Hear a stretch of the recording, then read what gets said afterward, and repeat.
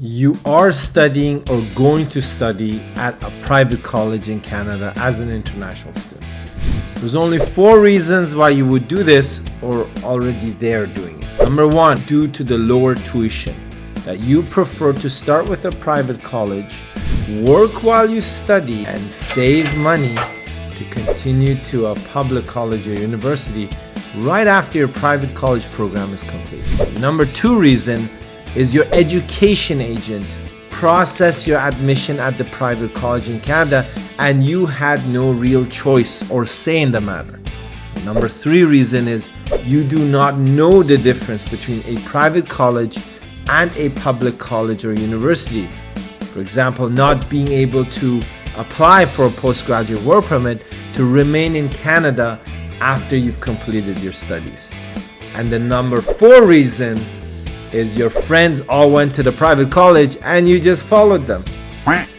We will review your options today if you're about to or already studying at a private post-secondary college inside Canada as an international student. Hello, my name is Reza and I work with Ingwe Canada Licensed Immigration Team helping applicants to move to Canada. Whether it's for yourself, your kids, your business, or all of the above, we make it happen.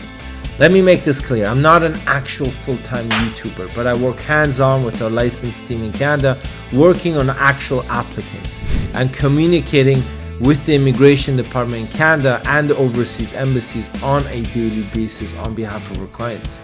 These videos are made for the purpose of sharing our hands-on Canadian immigration knowledge with our worldwide audience. If you're thinking about immigrating, at Ingwe, we break down the barriers between countries so you can study, work, and invest in Canada. We are licensed and we help applicants like yourself and your families.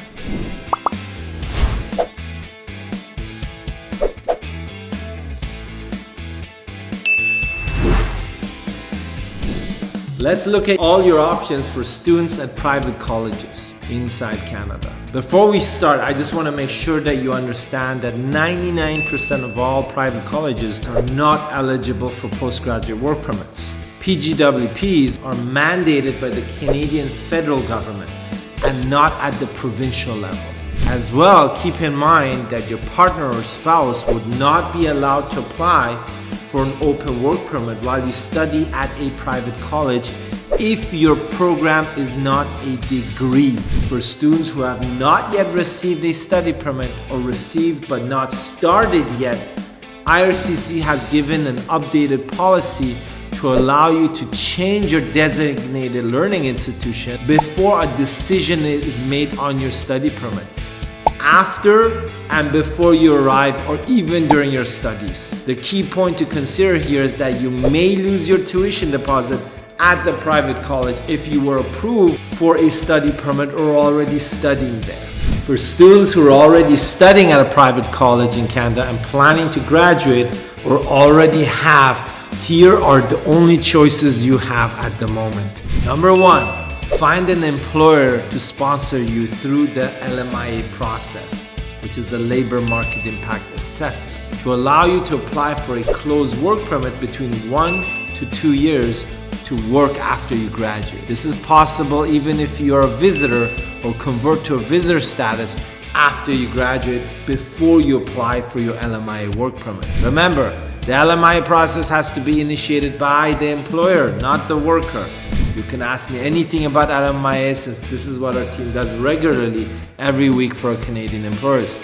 You need to make sure you navigate all the steps properly. The LMIA process can take up to 2 months and the work permit approximately 4 months from inside of Canada. Solution number 2, transfer immediately to a public college or university. Before you graduate or even while you wait for your graduation confirmation, you can receive a letter of acceptance from a public school and renew your study permit inside Canada to continue your studies.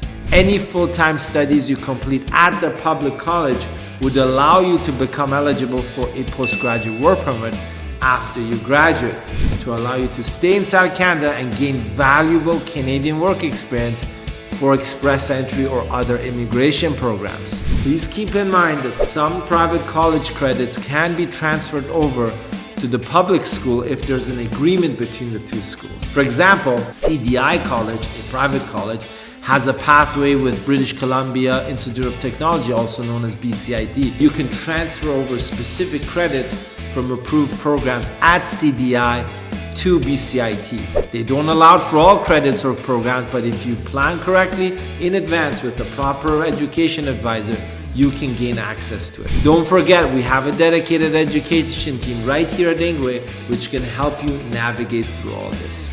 Solution number 3.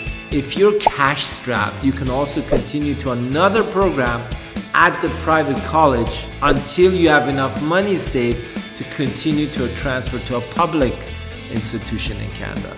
Remember to apply for admission to the public school in advance. Don't wait for last minute. We help our clients pick a school anywhere in Canada and sometimes apply 10 months in advance to make sure they have access to the program of their choice. And number 4, it's not really a solution, but I'll explain it to you anyways. Here's another method many people used previously. If they're here together as a couple inside of Canada, one would graduate and the other would start studying in order to switch roles for the open work permit, if they're eligible. However, the new policy introduced by RCC last year does not allow this. And you need to leave Canada and reapply from outside in case you plan to switch roles with your better half. There you have it, the most realistic options we recommend for students at private colleges. And of course, this is besides getting married to a Canadian and staying here on an open work permit.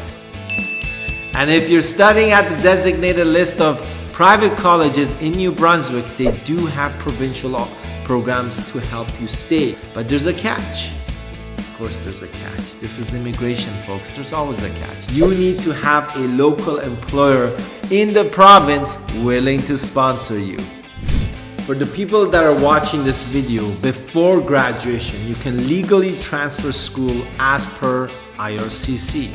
Yes, you can change your college according to IRCC. However, you must meet all the conditions stated on your study permit at all times. Here are a few things you need to consider before changing your college.